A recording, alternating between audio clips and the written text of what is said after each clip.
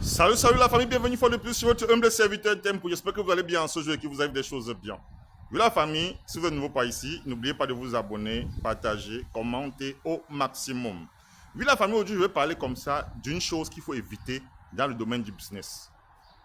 Voilà, il faut éviter cette chose normalement parce que si vous n'évitez pas cela, vous allez vous retrouver au village de si j'avais su. Si vous voulez faire le business les gars, évitez de faire business avec des personnes dont vous ne pouvez pas enfermer.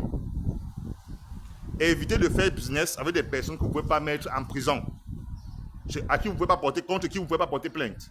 Évitez de faire le business avec ce genre de personnes parce que en faisant ce business avec ce genre de personnes, déjà votre business est voué à l'échec. C'est un money. Oui, c'est un money. Parce qu'ils sont nombreux là. Vous allez prendre les frères, les cousins, les soeurs et autres, mettre dans votre business. C'est le début de votre chute dans ce business-là. Ce business va mourir même sans avoir vu le jour. Je vous assure, je sais de quoi il parle. Imaginez, vous prenez votre cousin, votre oncle, et vous mettez là-bas. Il va manger l'argent. Il va dire, ah, c'est mon frère, qu'est-ce qu'il va, il va me faire quoi? Il ne connaît pas la valeur, il ne sait pas comment tu t'es battu pour avoir cet argent-là, pour lancer ce business-là, ce projet-là. Ils vont dire, non, ça c'est mon frère. Je mange, c'est l'argent de mon frère. L'argent de mon frère, c'est mon argent. L'argent de mon frère, c'est mon argent. Toi-même, tu vas voir qu'il va manger ton argent. Tu vas le faire quoi? Tu vas le porter plainte. Quand tu vas le porter plainte, c'est la famille qui va faire un conseil de famille contre toi. Oh, il a enfermé son frère. Oh, il est méchant. Oh, c'est un enfant maudit. Celui qui a même pris toutes les chances de la famille pour partir avec comme ça. Et ben, c'est la sorcellerie même. Celui que c'est même l'argent de la sorcellerie. C'est un femme là, man. On va vous traiter de tous les noms d'oiseaux sur votre propre argent.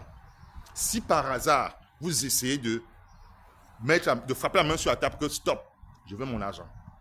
Oublions qu'on est frères et sœurs. Les gars, là, vous avez faux cop. Ne faites jamais cette erreur. On ne mélange pas la famille avec le business. Voilà. Il y a des gens que, quand vous mélangez le business avec eux, c'est mort d'office. Parce que vous saviez d'office que lui là, il est de ma famille. Est-ce que je peux l'enfermer?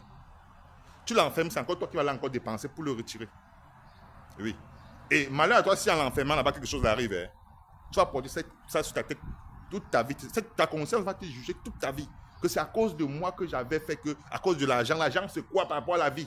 C'est ce que même tes parents m'ont dit quand ils vont apprendre que non, tu en parles avec ton frère pour l'argent et que tu es même peut-être en train de porter plainte. La famille va faire un conseil de famille, rien que pour ça. On va dire, mais c'est même l'argent de quoi? Hein? Est-ce que l'argent, monsieur, c'est même simple? Donc, on va vous traiter de tous les noms d'oiseaux pour votre propre argent. Hein? Votre propre frère du sang. Votre propre soeur du sang. Parfois, c'est votre père. Parfois, c'est votre oncle, vos oncles. Vos cousines et vos cousins et autres. On ne fait pas ce genre d'erreur, les gars. Vous tentez ce genre d'erreur, les gars, c'est voué à l'échec. C'est voué à l'échec. Ils sont nombreux aujourd'hui qui ne peuvent plus se relever à cause de leur propre famille. Ils sont nombreux aujourd'hui qui ont l'AVC à cause de leur propre famille. Ils sont nombreux aujourd'hui qui ne peuvent même plus, je ne sais pas, qui se cachent dans la rue parce que dans le temps, ils avaient de l'argent. Ils ont confié de l'argent. C'est un peu comme des gens qui sont en Europe, qui sont à l'extérieur du pays. Ils travaillent de l'argent. Ils envoient à la famille. Ils sont sûrs que non, la famille doit garder cet argent-là. Vraiment, il y a mon père là. Il faut qu'il envoie mon argent. Les 2 bâtons, celui-là envoie, il va bloquer ça d'abord. Chaque fois qu'il va bloquer, au moment où j'aurai besoin, je vais l'appeler, il va. Faites seulement une expérience, les gars. Faites une expérience. Ça, c'est vous dit qui est clair et net. Prenez 200 000 seulement. Envoyez à quelqu'un de confiance que vous êtes sûr que c'est votre personne là au Cameroun. Vous dites que, gars, bloque-moi d'abord l'agence là. Vous lui dites qu'à chaque moment que j'ai besoin, je vais t'appeler, tu vas me donner l'argent là. Faites l'expérience après 4-3 mois.